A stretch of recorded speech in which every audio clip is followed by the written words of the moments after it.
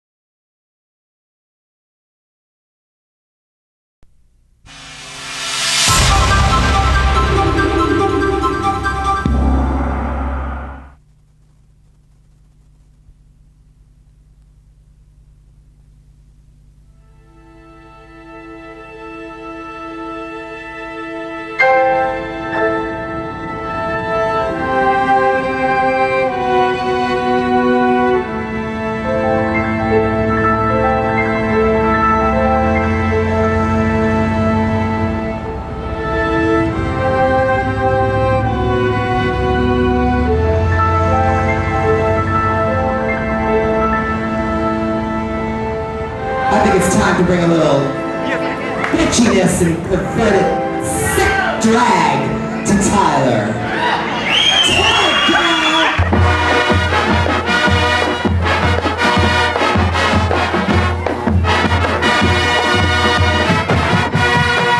It was Friday night football and Saturday night gay bash. Sure was.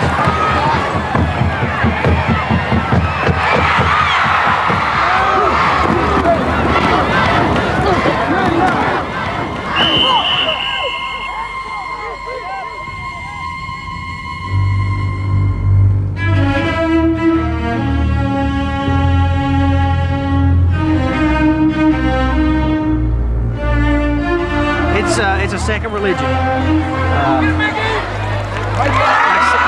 towns, you turn the lights out on Friday nights.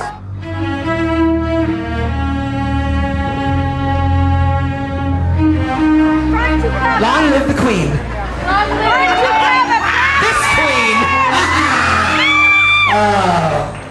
Okay. Tyler, we're gonna get dirty tonight.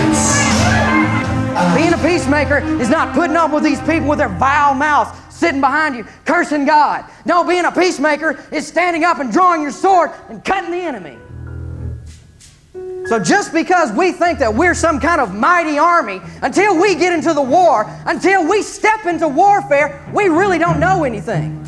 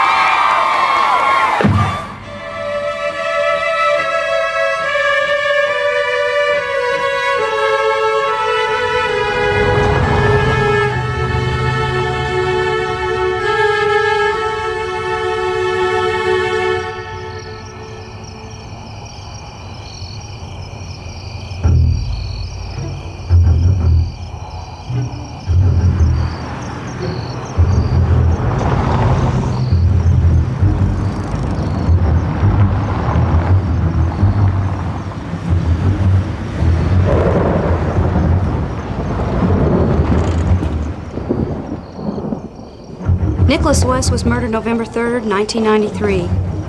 When his body was discovered 2 days later, there was little to suggest the effect the case would have on this conservative East Texas community. There were to be 3 suspects, 3 separate trials, and a sensational news story of guns, gays, and God.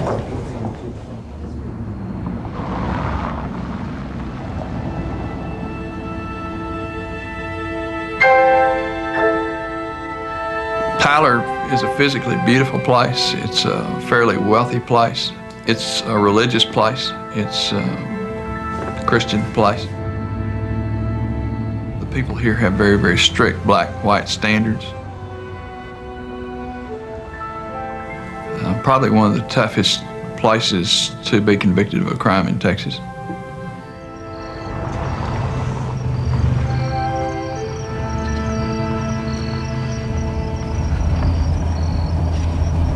Every time I get a call, somebody's dead.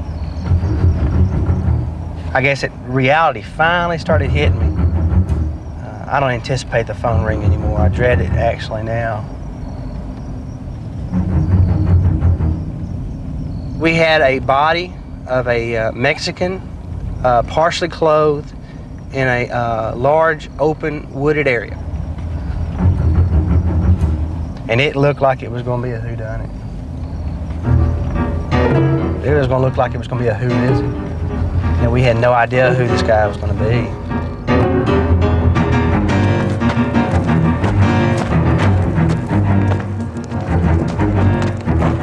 Am I going to get home tonight? Am I going to be out all night? But this is pretty much where we ended up. Right in this area here. It's just clay dirt. And you know, when we get here, he's face down. Blood around him. Obviously, he's been shot with bullets. You can see the tears in the clothing.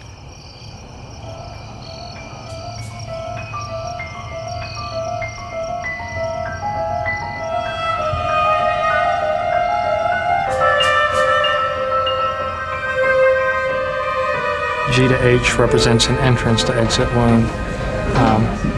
I to J represent entrance exit wound. K to L represent entrance exit wound.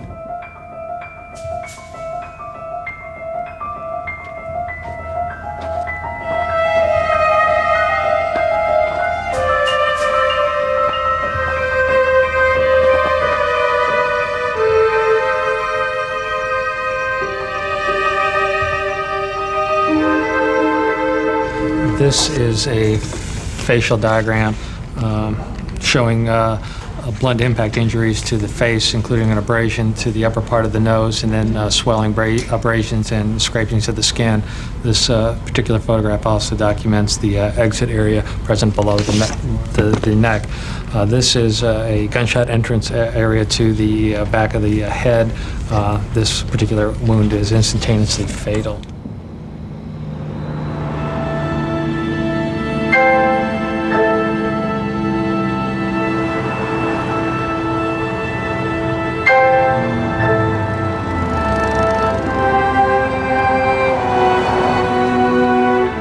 About a day after the murder actually happened, I heard that they had recovered a body. At that time, I wasn't for sure exactly who it was. And then the next morning, I discovered that it was Nicholas that they had recovered, that they had found. Did you know him? Yeah. I'd met him at Bergville Park, where local gays and lesbians hung out. It was the only meeting place at the time for gays and lesbians. What do you remember about Nicholas? I remember seeing a young, energetic guy going through the normal pain of being gay in a conservative area to coming to being very comfortable with who he was, even dealing with his family's rejection, to where he felt even comfortable enough on occasion to be out at the park wearing freedom rings, which symboled being gay. It's pretty horrendous what somebody has done to somebody else. It's upsetting, obviously.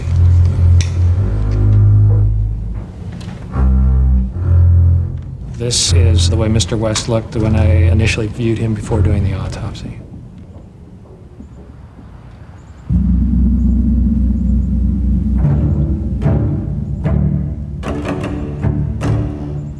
We were sitting here watching the house, and the first person we saw come to the house and go in was Donald Aldridge. 15 minutes maybe went by, and Henry Dunn drove up to the house and went in. The person that we thought was Henry Dunn, which turned out to be. So I told my partner, I said, you know, I swear that was Henry Dunn and Donald Aldridge that just walked by behind us. 3 men were arrested for allegedly killing West because he was gay: Donald Aldrich, David McMillan, and Henry Dunn. Last year, Aldrich was sentenced to die for his role in the crime, but in a videotaped confession, Aldrich said Henry Dunn fired first. Investigators soon realized they had a hate crime on their hands. Well, I don't know that I've ever arrested somebody that has come out and said, you know, that we were getting off to the fag bashing and the gay bashing and going out and finding the queers, as he put it, and taking them out and beating the crap out of them and robbing them, taking their money, putting them out on the side of the road. Donald was really, he was getting back, when he would talk about the gay bashings, he was just, seems like he was really getting off to talking about what he did to them. He enjoyed talking about it and telling you, you know, how much he hated them and how much he liked beating the crap out of them.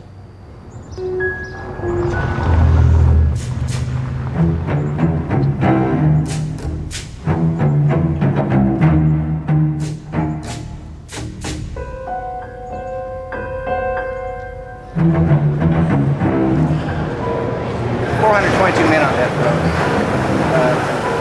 6 women, they're not housed here at Ellis. Hey, Mr. Birds, let me see you a minute.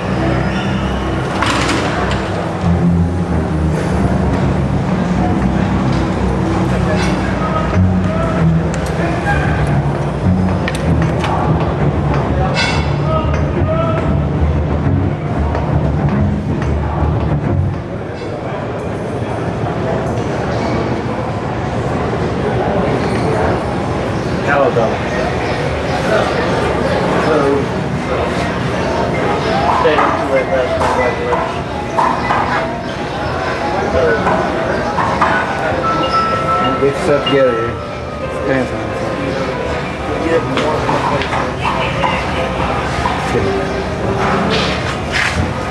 I'm not gang, never been in a gang, and don't worry about a gang. They tried saying the CB gang was a gang. It wasn't a gang, it was just a bunch of people that hung out.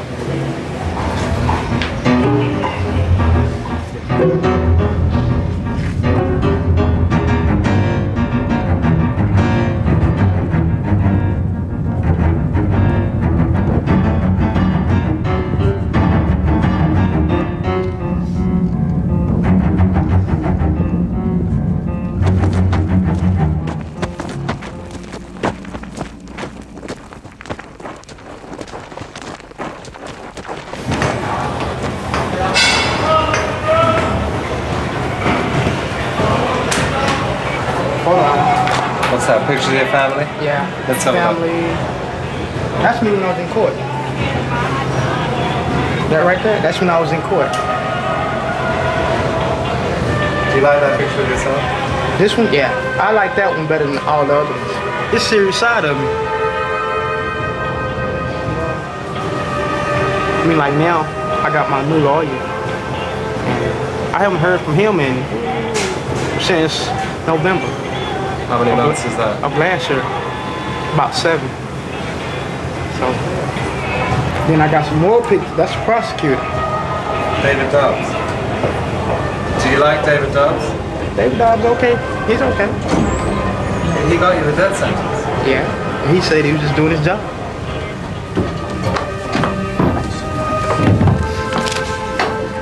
McMillan is the last of 3 men to stand trial for the 1993 murder of Nicholas West, partly because he was gay. Our Rebecca Mullins joins us live from Smith County's courthouse. Rebecca, we've already 2 men on death row for this murder. What role did McMillan allegedly play? Well, Bob, McMillan's own defense attorney says his client is guilty of aggravated robbery and kidnapping and says he was there when West was murdered, but he says he's not guilty of capital murder. Previous evidence has shown that the 24 entry and exit wounds in West's body came from co-defendants Donald Aldrich and Henry Dunn's guns. However, McMillan can be convicted of capital murder under the law of parties. Donald Aldridge was a lot older than McMillan and Dunn. And Dunn, he was just a cold-blooded guy that would do anything. Aldridge, He didn't care, and I think McMillan just kind of wanted to be a part of something and a follower. Got arrested when I was 17 and now I'm 20. All the golden years are gone. What does it feel like? On trial for my life. It's scary. It's one of the scariest things I've ever been in. What do you expect to happen? I mean, I'm going to trial. It's up to the jury. It all depends on how the evidence comes out. Like after we got arrested down in, I think it was Houston, those other teenagers got arrested for killing that gay man with a bat. They were charged with capital murder and the judge dropped it. I mean, that's what I'm saying. Just different people got different opinions about it.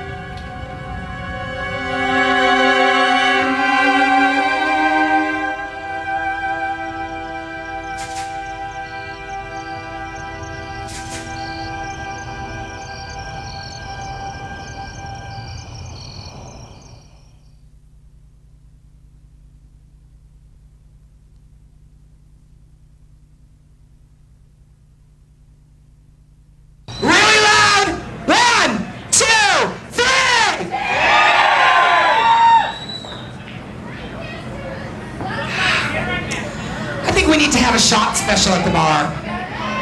I think we should sell shots for $1 at the bar, like of schnapps or something. Oh, okay. Let's welcome to the stage right now a gorgeous performer. I don't remember how it all got initiated. It was just something somebody said something about doing one night, and we all went and done a couple, and it just kind of gradually picked up from there. Done a couple of what? Gay bashings.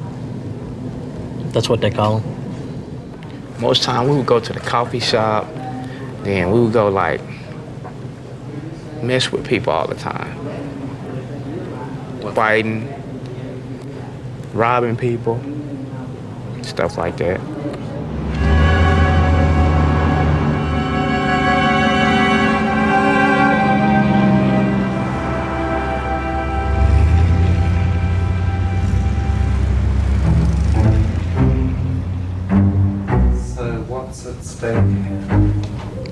The rest of my life. I mean, I'm a straight guy. I've never, had any homosexual dealings, never done anything homosexual.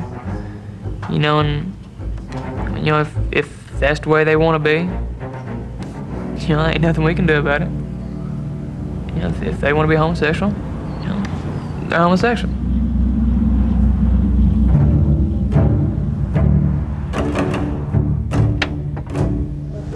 Have a seat up on that chair against the wall there, please.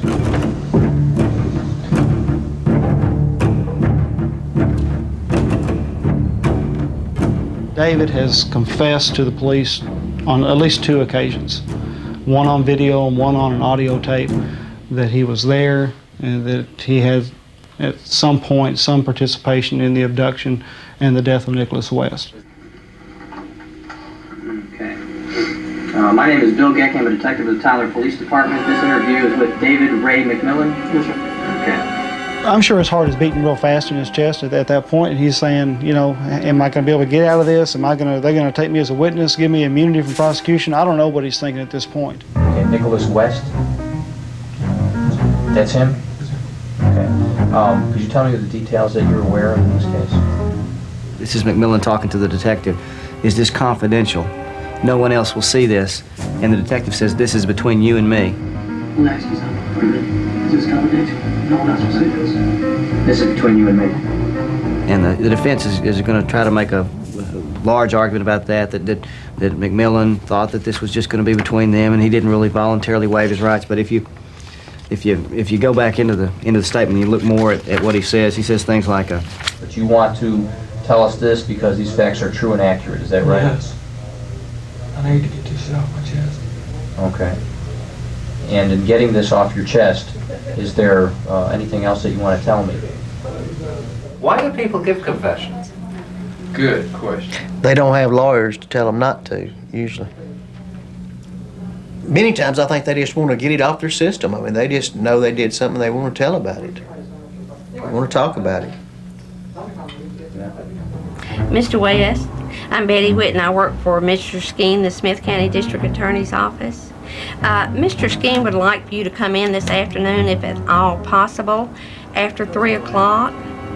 He would like to visit you about the Macmillan trial that will start tomorrow. My young boy. Betty Whitten, W-H-I-T-T-E-N. I'm the Victims' Rights Coordinator. Okay, thank you so much. Bye. He's gonna call back. One of them's his gun.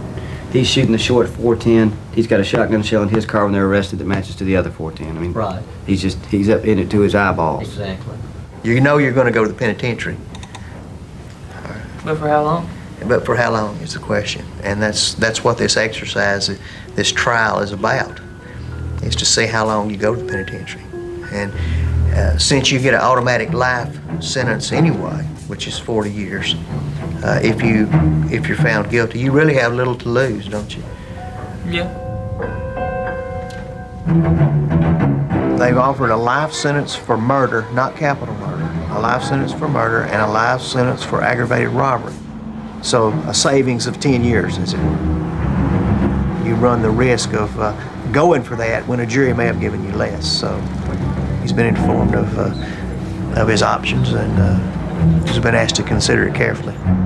Is this feasible? Is this something that you might consider? Yeah, he might. Yeah, it's feasible. He might consider. If you tell me that, then we've got something we can at least talk to Mr. West about. If you've got a good faith belief, your client will at least consider it. If he's saying forget it, I don't want to bother Mr. West with it. Well, obviously, I'm not going to discuss, what me and my client talk about, but I'm sure that he will consider any reasonable offer that you might make. We'll consider it. You know, just have to talk and see whether we want to talk to Mr. West about it. I think y'all could probably figure on a trial. I don't think there's actually much realistic prospect of working out any of those agreements we were talking about as being proposals. I anticipate we'll go right on with evidence in the morning. The jury is going to know that the other two defendants have got the death penalty already. Well, the jury's going to know that. That can play into our hands, though, in that you can hint around to the fact that, look, two people are already on death row for this thing. Why don't you cut this boy some slack? He's not the main actor. He's out there. He don't know. He's not the bad boy. These two people are already dying over it. Matter of fact, this guy is such a minor player that the government hasn't even sought the death penalty against him. So you can play two people on death row into your favor, and that's what we intend to do.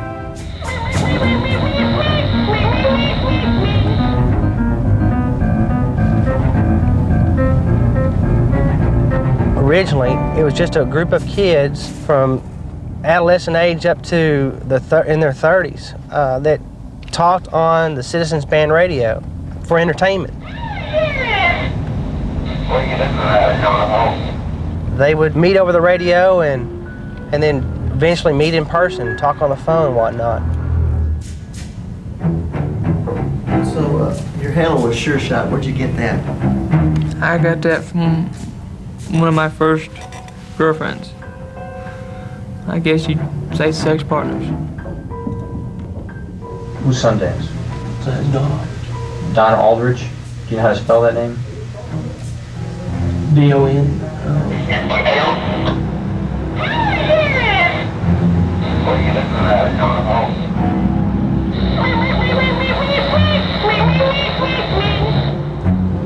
Somebody's daughter? While I was at Popeye's, I got more or less rehooked back up with Jesse. And they wonder why they call me Dragon. Jesse was on the CB, so I got back on the CB. A lot of them hanging out and talking. I just talked on the CB for the longest, and everyone's like, well, who is this guy? Let us meet him. So one night after work, I went uptown. I kind of met everybody, and it just turned into a thing where everybody hung out together. Sundance Kid. That's what we called him. Me and Don talked about it's not so much gay bashing as it is robbery. When we were 16, 17, 18 years old, the thought of going out and finding a rich homosexual and beating him up and taking his money and his jewelry, that thought's crossed the... We never did it. So I never did. I don't know if he did or not. I never did. And may I be struck by lightning if I'm lying. They had started out in September, latter part of the summer, doing gay bashing robberies. And it started out being this little pushing, shoving, roughing up. It escalated to beating with baseball bats and boards. Then it went on above that to having guns fired at people, up to, of course, Nicholas West losing his life. This was the headquarters, I guess, for lack of a better word, of the CB gang, Jed Davidson's home. Well, David McMillan had a small radio in his car. And I said, "Oh, you talk on the radio?" He says, "Yeah." I said, "Well, what's your handle?" He said, "They call me Sure Shot." And that's when we started to meet and everything.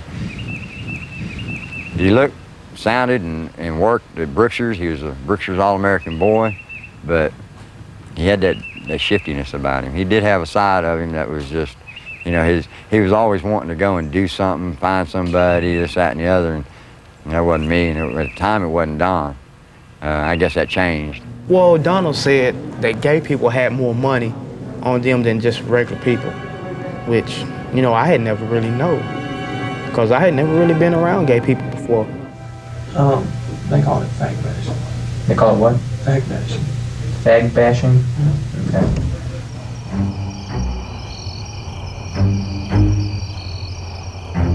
People who know the gay community know about Burkeville Park, and they know that it's a cruisy area, meaning that the guys would go down there to meet other people, which in my opinion is probably a little bit dangerous. We are in the heart of the Bible Belt, and we're not accepted very well at all. Per capita, I would consider it a pretty large gay community here in town for Tyler and in East Texas, but most everybody's in the closet. So we just live a secret life here. It's pretty much at your own risk. Yeah. Anytime you go to any of the public parks or areas such as that, you never know who you're going to talk to or meet. You know, you don't know if it's going to be somebody genuinely gay that's wanting to find somebody in the gay community, or if it's going to be a gay basher.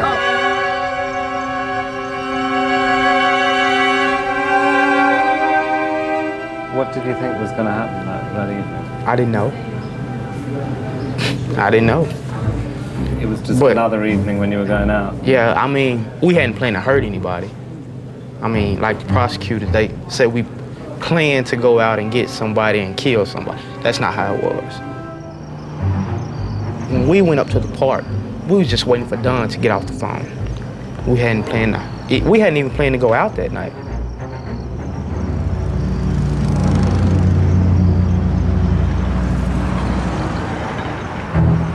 When you go to a gay hangout, you're driving around, if they see somebody they want to talk to or they think they might be interested in, they'll either flash their headlights at you, turn them on, turn them off, or they'll hit their brake lights. If you're coming up behind them, they'll just touch the brake pedal. Let you know they want you to stop and talk. If you're interested, you stop and talk. There would be as many as 20 or 30 people on a given night hanging out, making the block around the park. It's in a residential neighborhood and in one of Tyler's nicer neighborhoods, and a lot of people would stop and talk and, you know, sit on the back of tailgates and stuff just as straight people. So Don went and picked the guy up. He went up to the guy, he was sitting in the truck. He would go up to this car, and I would see him talking to the dude, and then he would pull a gun on the dude. Dude gets scared. He'll tell me the car that we was in, follow him in it, and we would drive somewhere, and he would take the dude's car, leave the dude out there.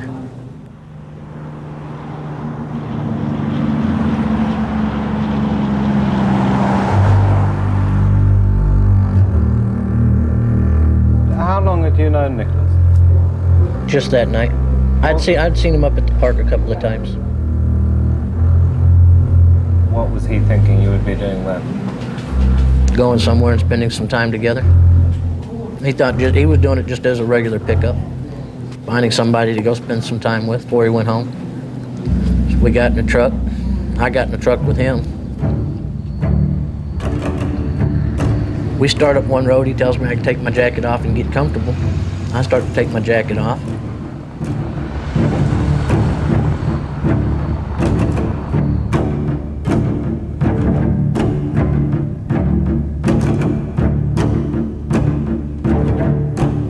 I said, well, do I want to do this or not? I may as well go ahead and get it over with. So I pulled my gun, aimed it at him. He threw his hands up in the air, kind of freaked out. I told him, put his hands down, just keep driving, not to worry about it. He does what I say, he wouldn't get hurt. Somewhere in between the park and Montgomery Ward's, Donald Aldridge pulls a pistol out. Obviously, at that point in time, it's pretty apparent that this is not going to be a night of pleasure for Nicholas. So he starts driving. I said, do you have any money on you? He says, yeah. Pulls it out of his pocket and gives it to me. I said, do you have a wallet? He says, yeah, it's under the seat. I said, okay, pull it out and hand it to me. He reaches under the seat. I'm thinking, dang, he could come out with a gun. I said, bring your hand out slowly. So he brings his hand out slow and he hands me the billfold. I said, now the two guys in that car that you were talking about? He says, yeah. I said, drive back down to them. Those are my buddies. So we drive back down there. He pulls up next to him. I roll down my window and I says, this truck you said you wanted? And Henry says, yeah. I said, let's go to Montgomery Ward's.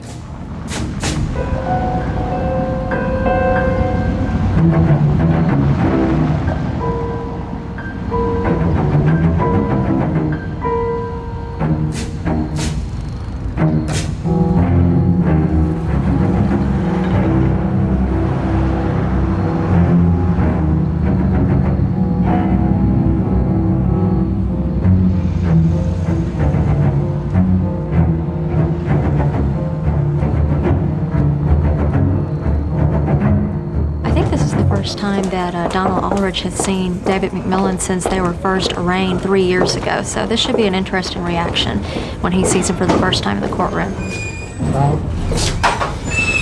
know what, sir? Oh, I'm doing fine, doing fine.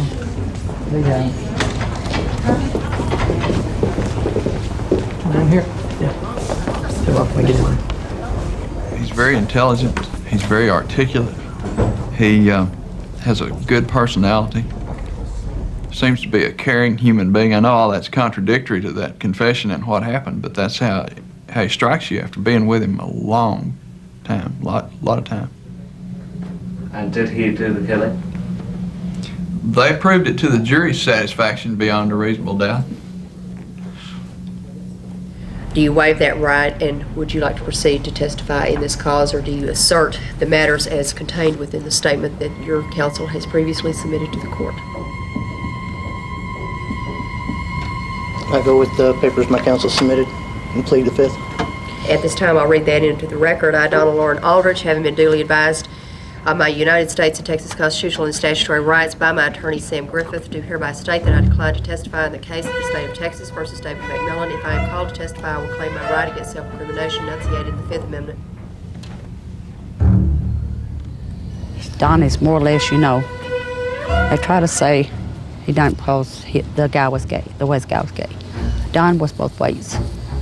So you can't tell me that he done it because the guy was gay. I don't care if a person's gay or straight. Don't bother me. Are you gay? I'm bisexual.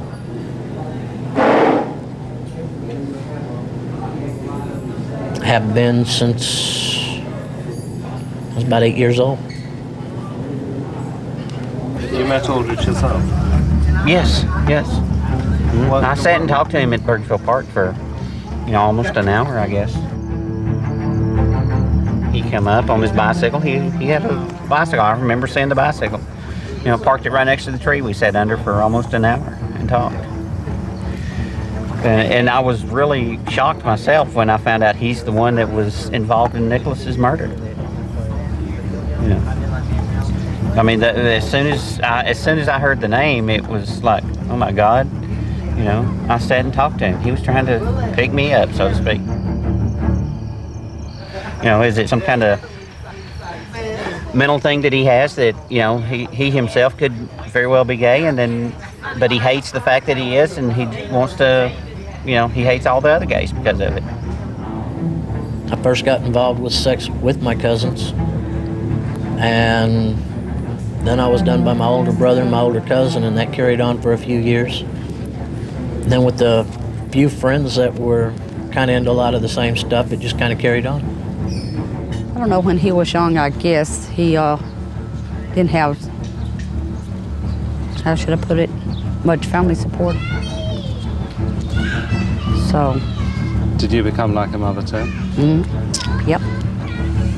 So I don't believe that he done any of it. I believe that he is taking the blame for the other, because the black guy had threatened to kill a guy the week before, and Don stopped him. So I know that. And Don made a statement that he done it all, but I don't believe it. He told me what happened as much as he could, because of course they were listening to his phone call. But he told me, that he was picked up walking down the street, and he invited Mr. West to go with him. I don't know, I wasn't there. And that Mr. West made an advance towards him, and that's when it got personal. And whether I believe the media, whether I believe everybody else, I don't know, whether I believe Don.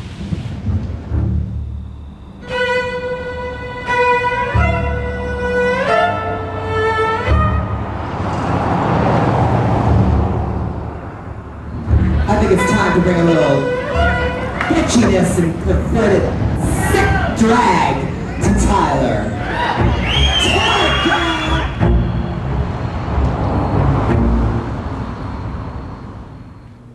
Take Nicholas out of the truck, put him in the car with David and Henry. We're debating on what do we want to do with him? Where do we want to take him to and drop him off? We can take him to Bellwood and drop him off, but the cops are out there quite a bit because of a few gay bashings. Take him out to Headache Springs, but house is too close. It's all he's got to do is raise a little bit of hell and have people calling the cops. David said something about going out to the pits, and I said, that'll work. Take him out there. I said, by the time he gets himself untied from a tree and walks back into the nearest phone, we can already be in Dallas. So whose car was West in? He was in the car with us. Yeah, with who? With me and David. What were you talking about while you were in the car? Nothing. I mean, I told the dude, I said, I'm not even gonna hurt you because I don't even know you. I mean, David, he just sitting there looking at him, driving.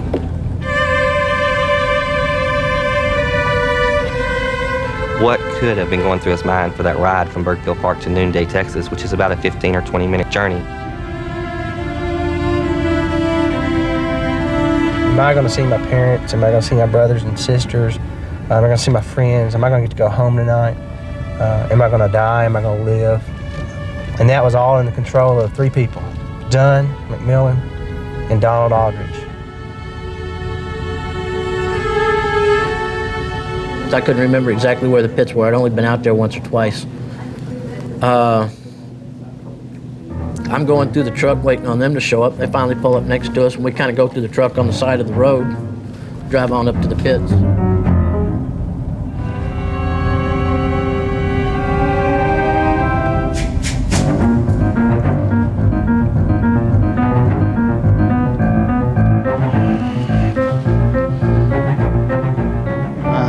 I think that they were placing themselves on the same level of God and saying, I've got control over your life and death. That I'm going to be the one that decides whether you live or whether you die, whether you walk out of here, whether you crawl out of here, whether you go to the hospital or whether you go home. I mean, they're the ones that had that decision. Nicholas West had no control over what he was going to do. I mean, the only decision he had to make was whether I'm going to fight or whether I'm not going to fight, but they were the ones that decided whether he was going to live or whether he was going to die.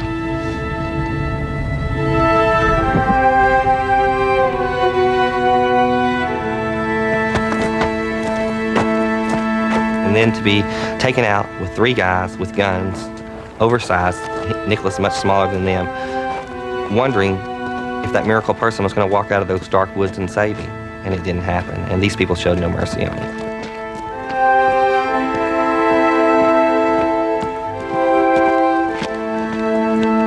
Don said Aldrich said we was gonna scare him. I mean, that's all we supposed to do was scare him. David's still back in his car. I turn around. I said, David, you coming? He said, yeah, hold on a minute. I don't know what he was doing. He was messing with something under his dash. May have been on the CB, I don't know. Mr. Aldridge was a very manipulative man.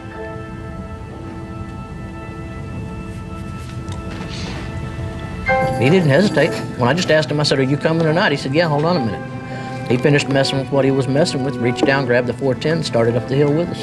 You didn't force him to go? No, I did not. He wasn't forced, made to do anything. He could have said, no, I want to stay in the car. That would have been fine. He could have stayed in the car. I wouldn't have cared. That man, if he wanted to, he could tell somebody to Golden Gate Bridge. Serious, that man was very manipulative. He could just talk to you and get you to believing.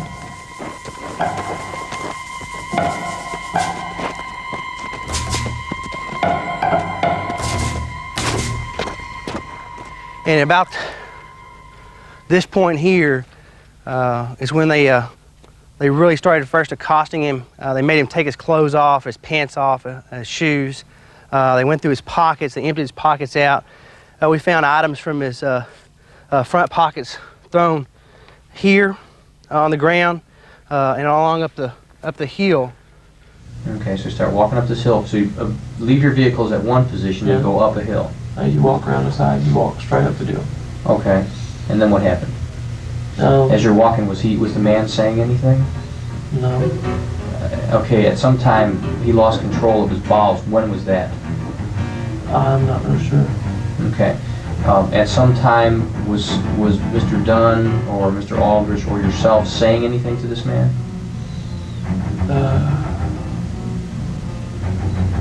I mean, it's hard for me to believe somebody's going to basically walk almost to their death here. Well, they were telling you just to keep on walking. Okay. They finally, just keep on walking, motherfucker. Just keep on. Don't turn, look back or nothing. And they had the guns aimed at him the whole time? Did one person have both guns? Walking up the hill, Don had the 410. Don had a 410. Don had a 410 sometime in his hands. Yes. Donald hit him, and then we walked from the cars all the way up to 2 clearings. I don't remember who it was. If it was David or Henry. One of the two noticed that Nicholas West had defecated on himself. It was kind of a joke. David tells him to take his pants off, giving him a hard time. I said, no, we ain't got time for all this.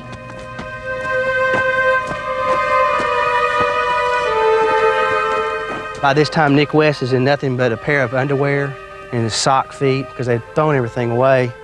And then when they walked up to the second clearing,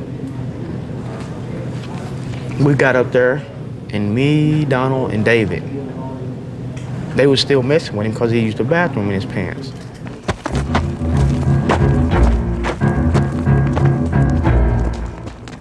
We got up to the top. Henry tried fighting Nicholas. Nicholas wouldn't fight. I told him to go ahead and make it quick. I just wanted to get it done.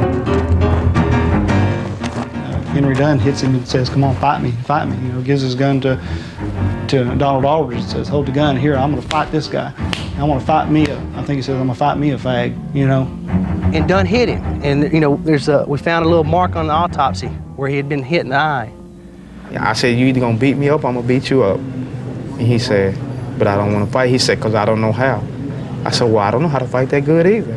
So Nicholas decides not to fight. And Henry's not getting his satisfaction. He's not getting what he wants.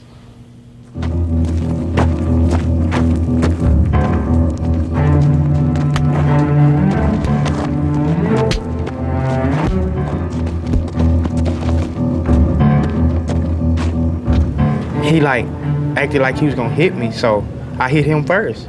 And then after he wouldn't hit me no more, so I just forget it. And when we back, and when I fired up in the air, that's when everything, went out of hand.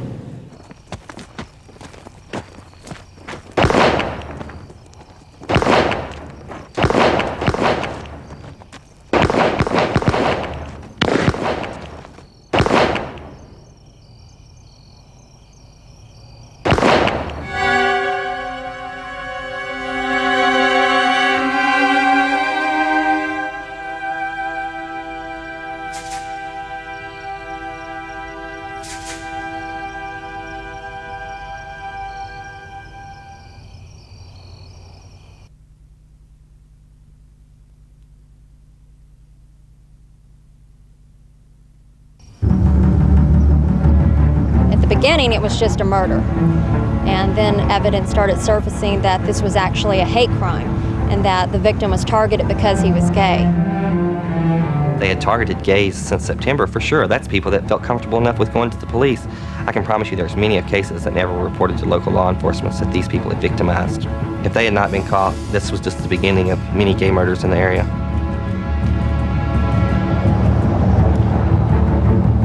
When I was growing up, it was the black people. It was accepted to mistreat them or go out and do the same towards blacks. But now gays are an easy target because they teach that gays are bad, and so I guess they feel some justification in doing it to us.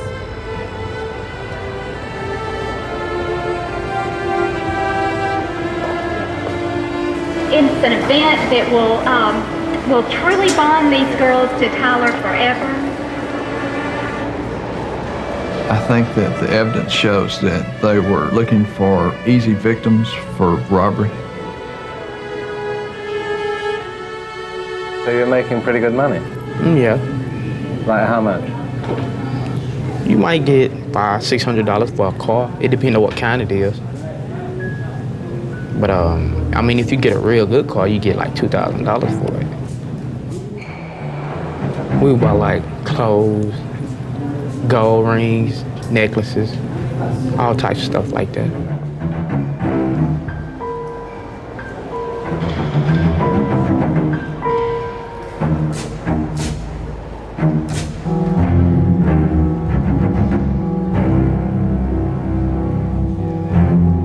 I got along okay with my family as far as up until my dad left. And that's when everything kind of went rocky. And he left when I was going to the 10th grade, 9th or 10th grade. I was like 16. I hardly ever saw him. He's a disc jockey at a radio station, at KZY radio station. It's an AM station.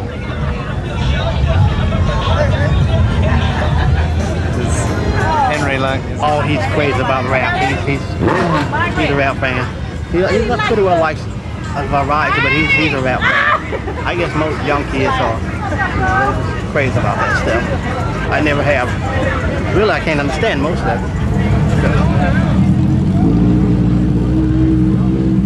it. He didn't play around with guns as a child. We never, to my knowledge, never even bought him a water gun. I had been told about some people he was running with, but as far as the magnitude of what they were doing or what they were involved in, I had no idea. It was a total shock to me when I found out about it. Do you think that he shot Nicholas West? No, I don't. I don't really think he shot him. I won't say he may have not have fired a shot out there, but as far as walking up to him and putting the gun to his head, pulling the trigger, I really don't think he did it. And I'm not saying it just because he's my son. I just don't think he could do it. This guy Aldridge that had said, they either do what he tell them or, they could have been him down on the ground getting shot. So, in a situation like that, you just don't know. You don't know what caused him to do it.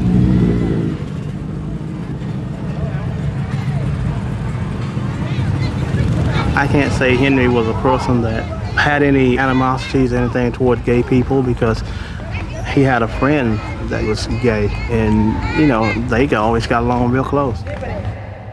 'Cause what they get is one big surprise. Oh, this microphone sounds like shit and I'm bitter.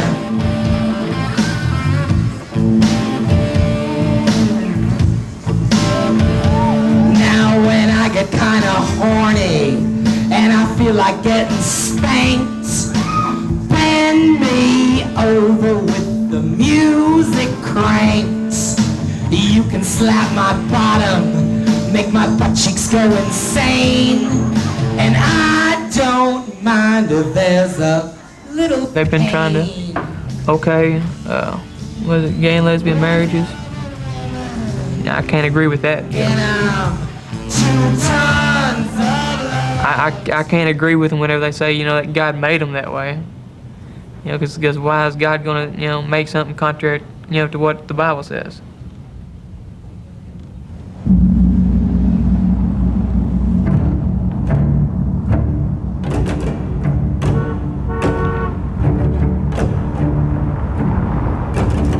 these kids, Donald Aldridge and even Henry Dunn and David McMillan, in this one isolated instance with Nicholas West, they were not born haters. They were taught to hate. In their spree of violence before the murder of Nicholas West, they would literally load up in the back of trucks at local high schools and ask who wants to go fag bashing.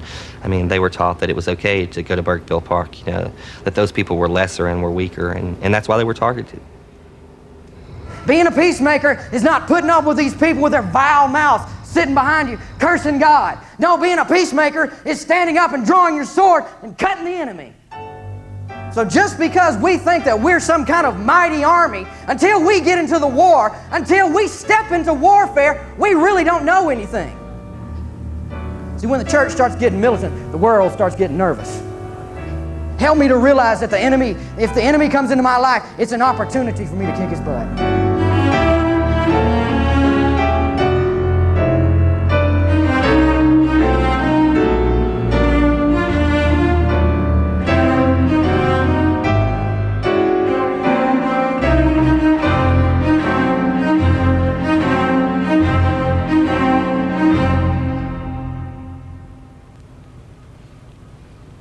I was very sad, you know, when I heard about it. I mean, about the murder. I was just like, you know, you think in small town in Tyler, gosh, that couldn't happen, you know. But, I mean, that's what the devil wants to do. He comes to steal, kill, and destroy. You know, that was a life that a price was paid for, that guy that got killed. There is a homophobic thing, you know, and people are afraid, but we need to understand that it is a sin.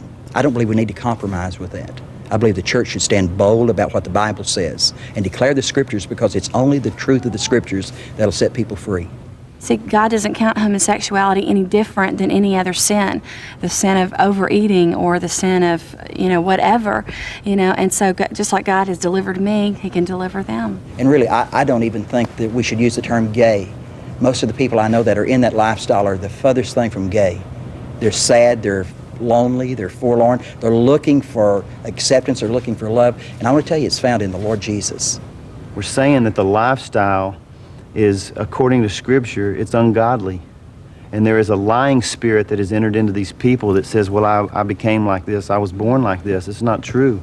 It's a spirit that has entered into them because they did not want to retain God in their mind. Yeah, the devil was in him. Of course he was in him. It's a demon spirit that caused him to be a homosexual. The murder of Nicholas West is one incident among thousands of incidents that happen every month in this country. This country is full of that sort of violence. And it's because we've abandoned a moral base and a moral foundation. We have none. It's do what you want to do.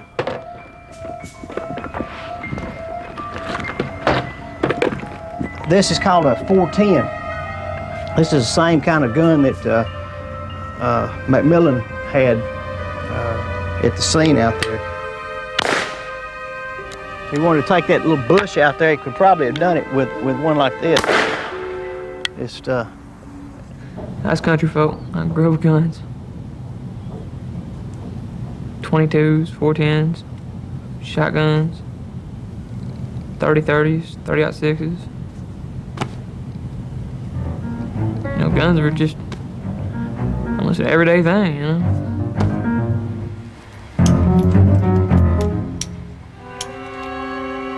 He's so petrified he don't know what to do. He don't want to kill anybody. He don't want anybody to get killed. He doesn't know at that point that they're going to kill West. What is he going to do? So he has to play along with them, and obviously that's the spin you put on it. I think if Nicholas West would have had a gun on him, he probably wouldn't be dead today. Do you know, having known Dunn, where he got that weapon from? And what kind of weapon was that? The problem there, that's his father. That's David's father's pistol that was used in the murder that Dunn used. A .357 revolver that David had taken from his house. It was his dad's gun. Okay. A revolver. A revolver. Okay. And then the other weapon was a. The other one that they had was a 410. A 410 shotgun. Yeah, sawed-off. They had. How long was it? Can you show me just with your hands? Not that long. Pistol grip, no. With a pistol grip? Was it a pump shotgun? Just a little 410 single bolt action and had black tape all the way around it. Okay, so it's a single action, or single shot bolt action, I'm sorry. What's the relevance of that shot? Curry's he's leaving the impression that somehow this gun is chambered for a shell that's a different size of this one. He probably doesn't know what in the hell he's talking about, but it at least has me nervous enough that I want someone to take a look at it.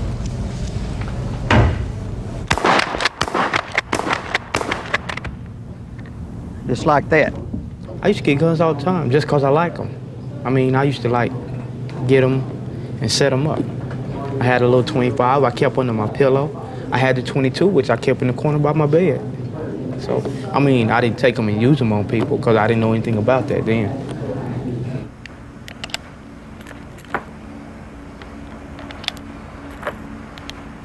To me, shooting a gun's no different than making a cake. It's just something I do with my hands. So this gun here is something that you can hit what you want to hit with at a long distance. That's the one which John used, right?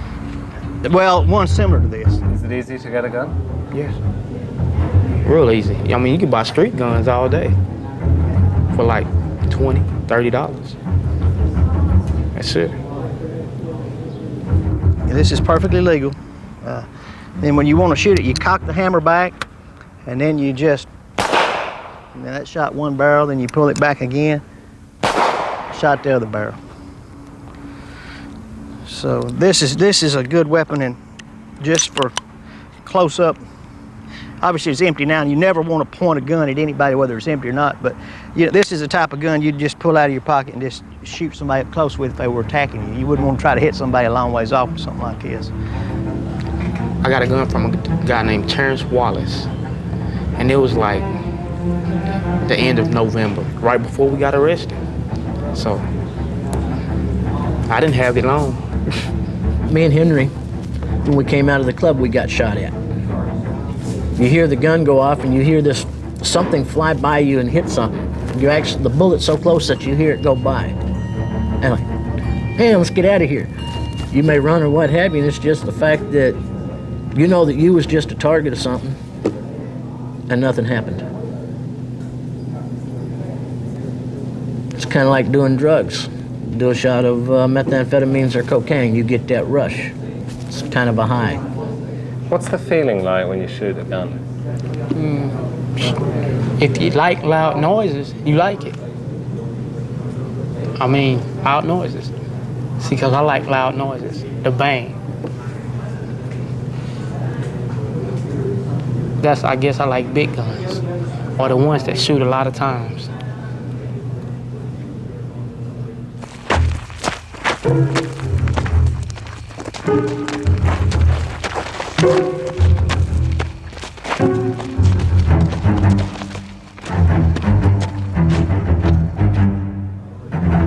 Everybody just started shooting.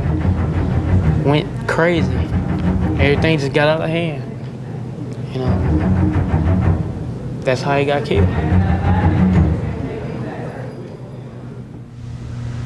Henry took the gun from Sundance, pulled it out of his hand, and shot the guy.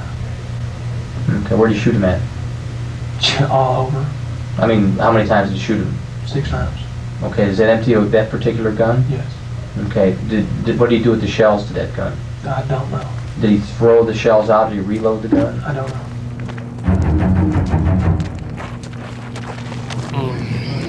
It was quick. Like how quick? Go boom, boom. I mean, yeah, boom, boom, boom, boom, boom. Yeah, quick. I mean, it was like sounding like 2 and 3 shots at one time. So. I thought he was just trying to scare the guy some more, so I fired a shot off myself. Henry took a couple of more shots. When I realized he was shooting at him, that was when I turned to leave. When I turned to leave, I fired a shot off and it went straight into the ground. Told him I wasn't any part of that and I left. When Henry decided he was going to kill Nicholas West, I was already in the truck headed down the road. You're already in the truck? But I thought you said that Henry beat you down to the bottom of to the cars. I thought you had said in your confession. Not with Nicholas West. Yeah, you said that he started running. Give me a minute. See, we were out there at the deals 3 times. One time I left before everybody else. One time, give me a minute. No, I guess he did beat me on the one with West, because I got in the truck and he got in David's car. Give me a second. You got me trying to remember too much right now. You know, when I stop, I try not to think about them days, period, too much.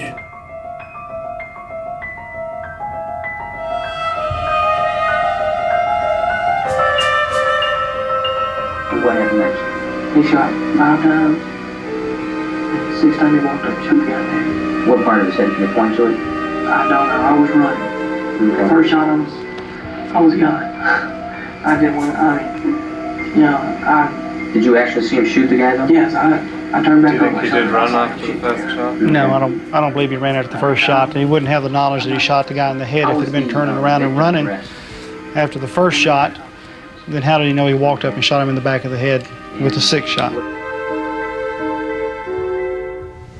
Like shooting a watermelon, you know. Just, you know. So that was a shot in his head? Yes. And it sounded like a watermelon being shot? Yeah. Okay, when you're saying shot, you mean struck with the actual bullet? Yes. So you heard and saw then the bullet strike this man in the head? Did.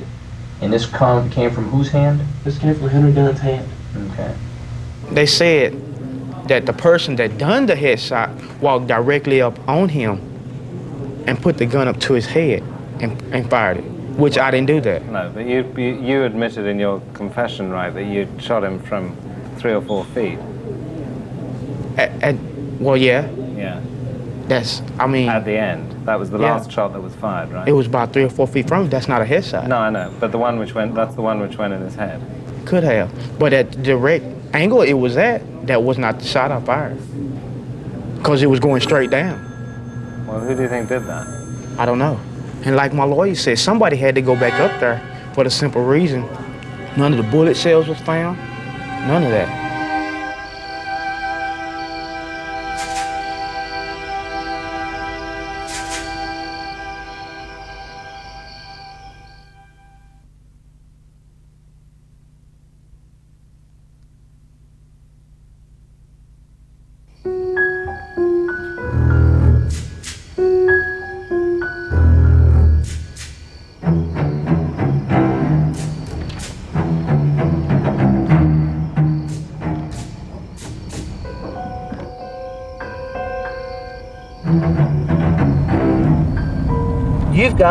You've got premeditation.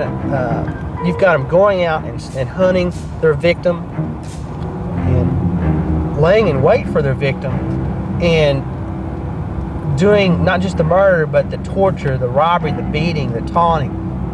That's a justification for the capital punishment. This is the Texas Death House. All executions are carried out here at the Walls Unit. We have carried out 2 executions this year. 19 were carried out last year. This is the cell where the inmate would be placed prior to the execution, anywhere from 6 to 8 hours.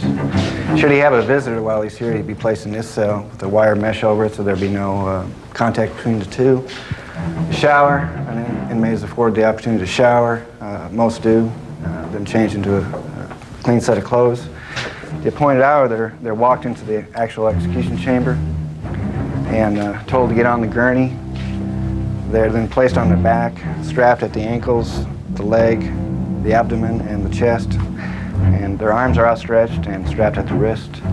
An IV is inserted into each arm, and the inmate is then ready for execution, and the witnesses are called for. It's against the law to murder somebody, but then they make a law that brings you down here to death row and makes it legal for them to kill you, which is not going to bring the person that's gone back. But yeah, and still they make a law that says they can kill you. Gives the right for somebody else to stick a needle in your arm and kill you, bust your heart. It's wrong. If murder is wrong, it's wrong. There shouldn't be no law that says it's right. What do you feel about dying here? Sooner the better. My life's been a mess since I was a kid. If they kill me, they're doing me a favor. If they don't, I'll just live until I die. I don't have a death wish, but if you're tired of what you got and you want to make a change, next life's got to be better than this one's been. Am I scared of dying? No, I'm not scared of dying. Did you kill Nicholas West? Did you kill Nicholas West? No.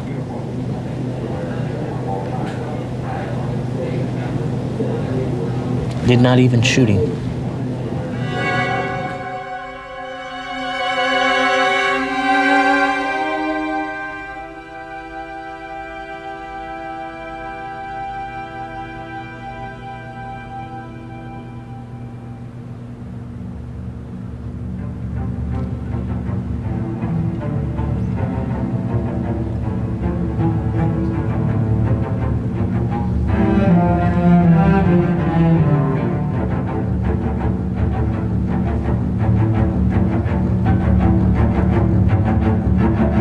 I don't know that the death penalty is a deterrent. Do you believe in it? Absolutely. For what reason? Retribution.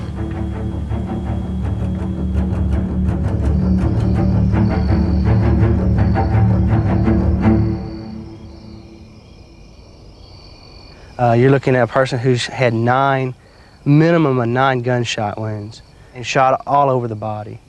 And then David McMillan, with his shotgun, he fires once. And it does strike Nick West, but it doesn't penetrate him and doesn't, it's not the type of wound that would have caused his death. He's not a killer. He's a kid that got in with a bad crowd. Therefore, you should find him not guilty. What else can you do? I mean, you know, there's a lot of things that you never know is gone till it's gone. And, you know, you never know how the mud feels in between your toes, the sounds of the birds, a dog barking. You never know how it sounds or how good it is until it's taken away from you. And then you realize. I mean, I think it's been what? It was 2.5 years before I heard a bird. And I've still yet to hear a dog bark. You know, I mean, you know, just little things that, you know, everybody used to take pleasure in. Now it's just history. Yeah, sure, when I hit the pen, I'll hear a dog bark, but it's not the kind that's gonna come play fetch with you. You know, it's the kind that's gonna come rip your leg off. They're going to know that David McMillan is not this innocent little blonde-haired, blue-eyed kid who just got misled by Aldridge and Dunn. They'll convict him, and he'll be lucky that we're not asking for the death penalty. He'll be lucky, unlike Nick West, who was not lucky. You know, they left him to bleed to death, if not already dead, from the final gunshot to the back of the head. I mean, nobody went home and felt guilty and said, hey, I'm going to go back out there and make sure he's okay and see if he's okay. Nobody went back. Nobody told about it. Nobody checked on him. They left him for dead, as far as they was concerned. They left him in an isolated gravel pit, face down, filled with bullets. I mean, I've actually cried since I've been locked up, more than once. So. Do you cry? Why were you crying? For the simple fact I'm locked up. And then I think, like when I first got locked up, I would think about it. I would cry then. I mean. About being locked up? No, I would cry about him getting killed. I mean, it was something that wasn't supposed to happen. I didn't know him. He hadn't done nothing to me. So why'd you kill him? I mean, it just happened. Like I said, it wasn't supposed to happen. When you say it just happened, well, I mean, I know it got out of happened, control, yeah. It was something that wasn't supposed to happen. Things got out of control. Went too far. You were playing and then it went over the edge? Went too far.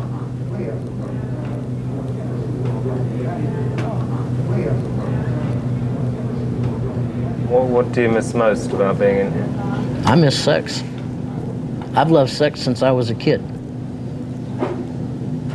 If they would put me on a unit with a bunch of women, and I could have sex, they could keep me for the rest of my life. Would put me out here with a bunch of these men, forget that. I'm not into men, I'm into women. After, this thing happened, we got arrested. They were caught. How's the easiest way to say that? They were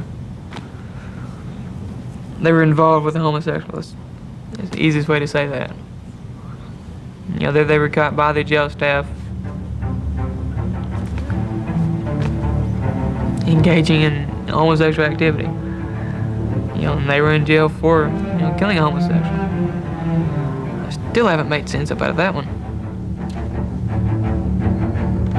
They produce any evidence whatsoever from any source to tell you what happened out there that night, other than from the very mouth of the 17-year-old suicidal boy in jail.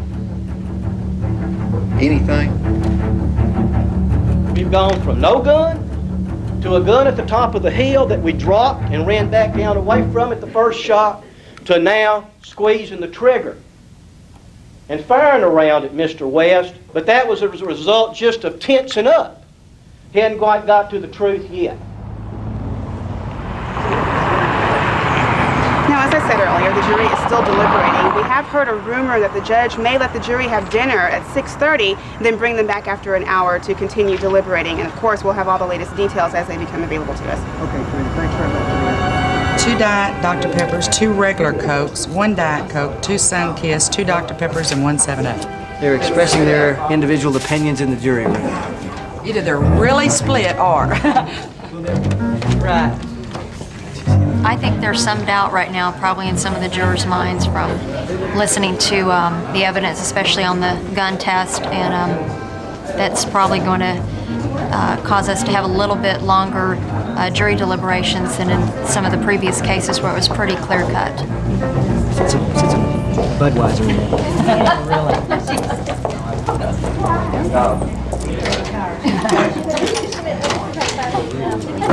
One more. Oh, shoot. I'll give that one to the judge. I ended up getting too many Cokes. I needed a Dr. Pepper.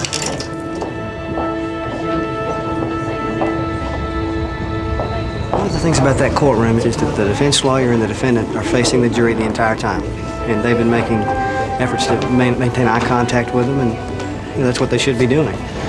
And I would anticipate that there's some maternal instincts are taking over, and you've got some people that really think he's guilty but just don't want him to do the full 40 years. I blame myself for being that stupid. I mean, I was raised better. I should have known. I knew better. I shouldn't have known. I knew better. We can't show that he actually hit the guy, but there's really kind of a thin line between what he did and what they did. I'm hoping that the jury will say he's already gotten his benefit. He was probably shooting at him and just missed. He's so petrified he don't know what to do. He don't want to kill anybody. He don't want anybody to get killed. He doesn't know at that point that they're going to kill West. And when he does hear the gun go off, it's too late then. He knows these people are capable of murder. What is he going to do?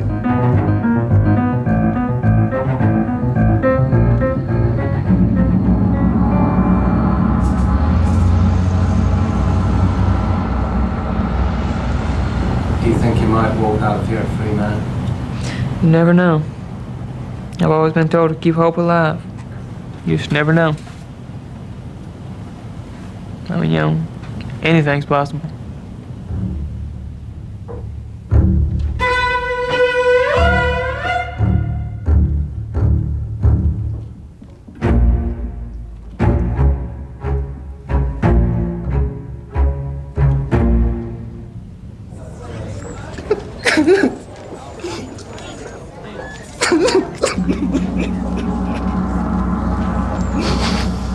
I thought they would find him guilty of capital murder, so I'm truly as surprised as the gentleman over here. He's a murderer. He took Nicholas West from Burkeville Park at gunpoint to Montgomery Ward's. Everybody here is familiar with that. They took him to Noonday, stripped him of his pants, and laughed and joked about in his own video confession that he had defecated on himself because he was so scared. What does that say to the West family, a law-abiding, tax-paying citizen, members of the community, part of a church? What does it say? It doesn't say anything. Well, he's guilty of aggravated robbery, aggravated kidnapping, horrible crimes, and I think the jury made the right decision. The defendant will have to serve a minimum of 30 years in the Texas Department of Corrections before he even becomes eligible for parole.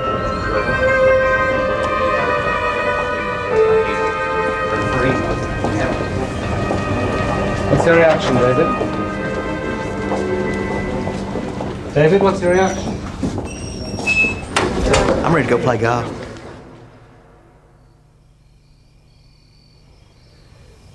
It sure is quiet out here, though.